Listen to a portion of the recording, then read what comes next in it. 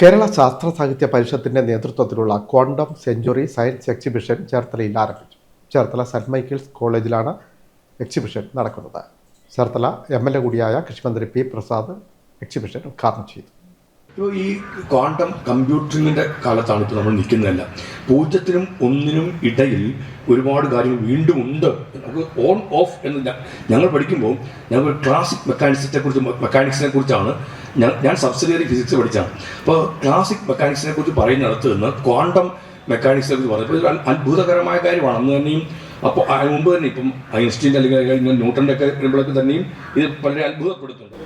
മനുഷ്യന്റെ നിത്യജീവിതത്തിലും സാങ്കേതിക പുരോഗതിയിലും അസാധാരണ സ്വാധീനം ചെലുത്തിയ ശാസ്ത്രശാഖയാണ് ക്വാണ്ടം സയൻസ്.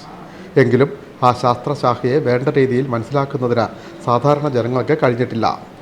ശാസ്ത്ര നേട്ടങ്ങളെയും പുരോഗതിയെയും ഇകഴ്ത്തി കാണിക്കാൻ ശ്രമം നടക്കുന്നു.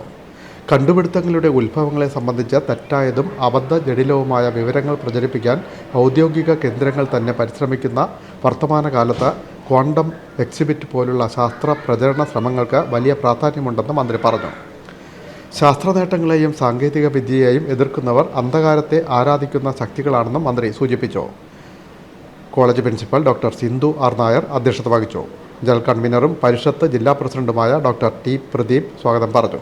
ഫാദർ സെലസ്റ്റിൻ പുത്തൻപുരയ്ക്കൽ, ശാസ്ത്ര സാഹിത്യ പരിഷത്ത് ജില്ലാ സെക്രട്ടറി മുരളി കാട്ടൂർ എന്നിവർ സംസാരിച്ചു. പ്രദർശനം 15-ന് സമാപിക്കും.